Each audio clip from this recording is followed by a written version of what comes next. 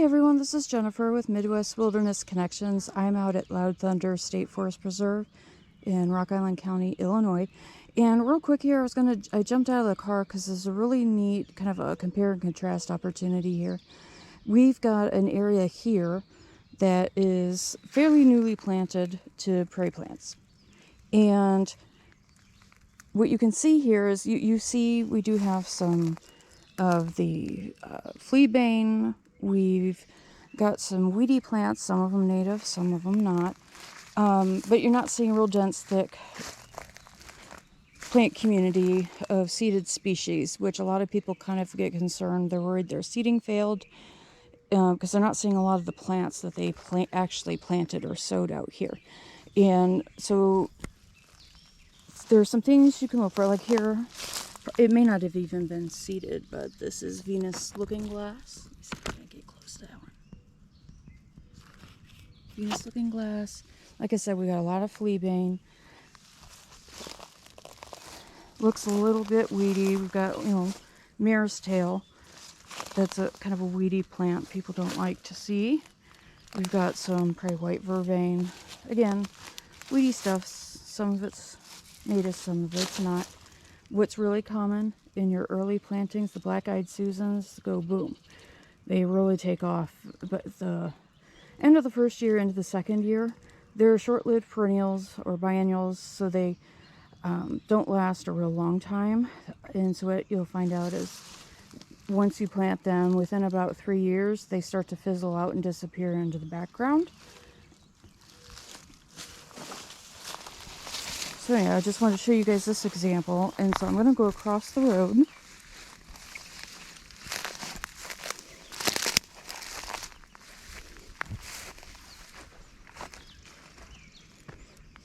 And we're going to come over here. Now here's a prairie that's been around for a lot longer.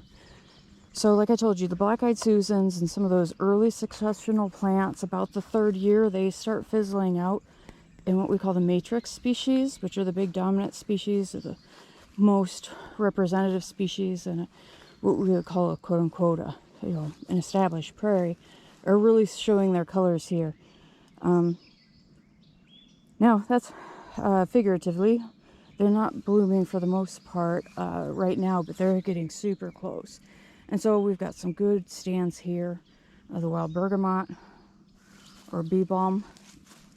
We also have prairie rosinweed popping up. We've got the native grasses are really starting to show on this particular planting. I don't know exactly when this was planted, but it's at least probably 3, maybe 4 more years. I'm going to step inside here. What you can see is we do have, they're native, they're goldenrods. This one kind of has a fuzzy stem. It might be Canada. We've got rattlesnake master, these really kind of pointed silvery leaves. Here we've got blue stem. I don't know if you can see the blue on that grass. Here's a really good shot of the rattlesnake master starting to bloom. We've got leaves of tall tickseed here.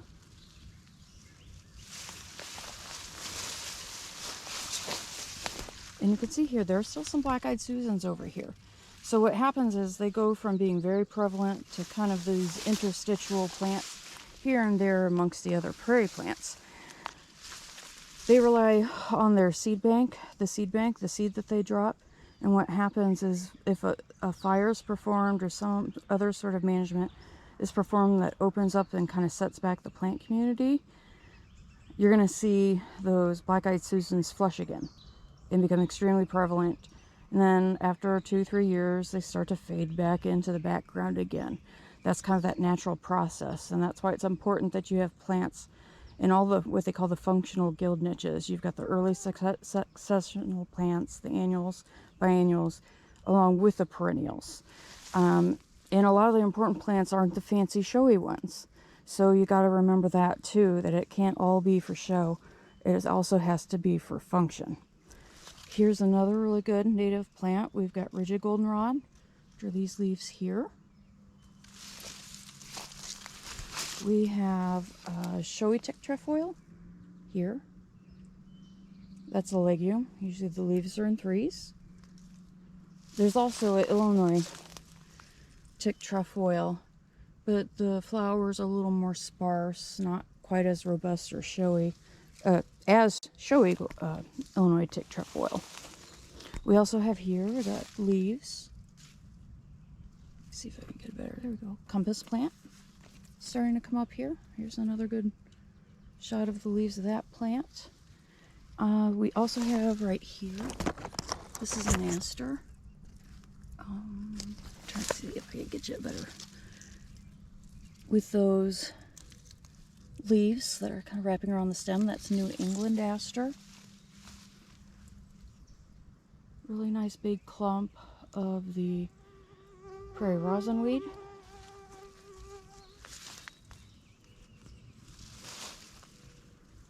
Keep walking this direction, see what else we can find. Another big batch of compass plant. Right there, compass plant.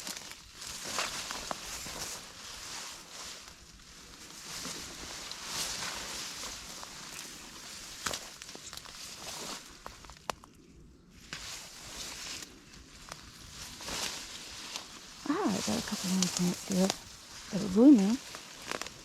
Here's the black-eyed Susan. Like I said, it's just kind of popping up in a little area. Just enough to make some seeds and spread them. Waiting for a disturbance in the future to set them free, so to speak. Down here, we've got partridge pea. That's just starting to come up. It's also one of those early successional plants that likes to fill in niche space after a fire or mowing, whatever management is being done. See, here we've got the fleabane as well, but again, like the black-eyed Susans, they're just serving a minor part in the prairie at this stage. Here we have pale purple coneflower. Beautiful species. Come down here and show you the leaves. Pale purple coneflower has these real long strap-like leaves with lots of coarse hairs on them. They feel really coarsely hairy.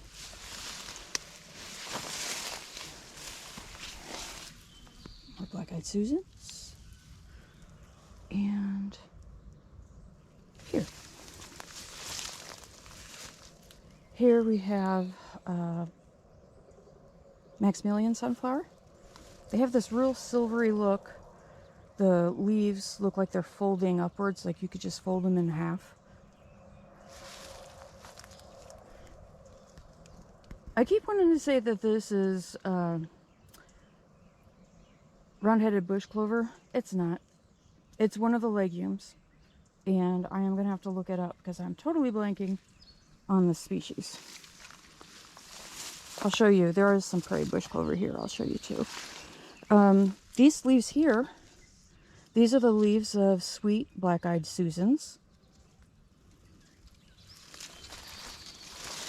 I've got a towhee singing in the background.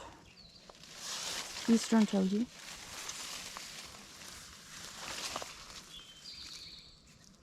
Here we've got white wild indigo. The flowers. Kind of a close-up shot of the leaves. We also have a wild quinine. It's blooming. Got interesting leaves.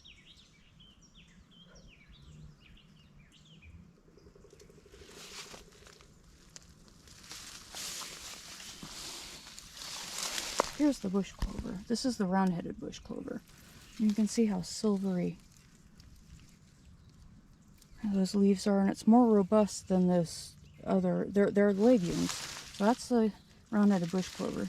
This is the one I'm not sure about, and I don't know if it's one of the prairie clovers. I'm gonna have to look that up. Every now and again, you look at something and you're like, "Oh, I know what that plant is. Why can't I just spit it out?" Everybody has those moments. But here's another tick trefoil, those three-pointed leaves. You look at the petiole, where those three leaves are actually leaflets. They attach together on a little stem, petiole, that attaches to the main stem of the plant. You can use the length of that petiole to help, as compared to the longest, the middle leaflet that sticks out, can help you determine if you're looking at showy or Illinois. Tetrafoil. Here's that aster again, New England aster. It's going to have really pretty darker purple flowers in the fall, and pollinators go nuts for it. There's the rigid goldenrod, looking good. More of the compass plant. Here's more of that round-headed bush clover. These are the leaves. There's really broad leaves here. That is prairie dock, which is related to the rosin weed. It's right behind it here. It's related to this. It's also related to the compass plant we saw earlier. And then there's another really common prairie species in that grouping that is cup plant. I don't think I've seen that in this particular planting yet. Usually it likes wetter spots, wetter areas. And I don't know if you guys can see this oh, there she goes. There's a dragonfly. It was a female. I'm not sure which species it belongs to. It's kind of in that bluette group.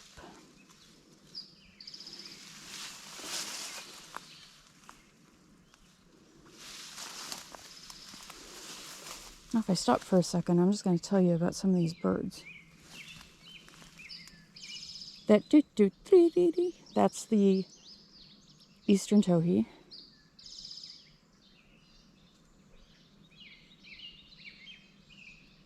The bird that's doing these really kind of melodic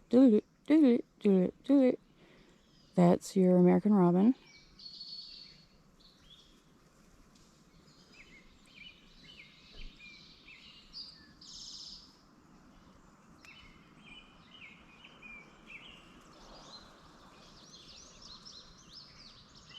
That really high-pitched, I call it sickening sweet song, is an indigo bunting.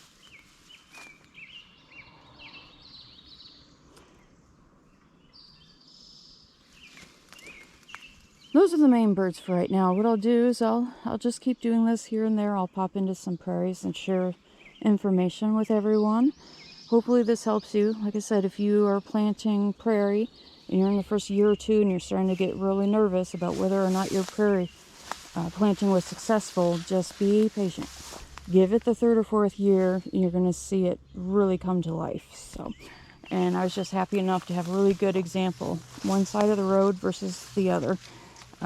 At some point here I might call the park just to see exactly when the two different areas were seeded and things of that sort, and I can put that in the comments because I think it would be helpful for everybody. So have a good one. Hopefully you guys are out and about in Midwest areas enjoying wildlife and the plants.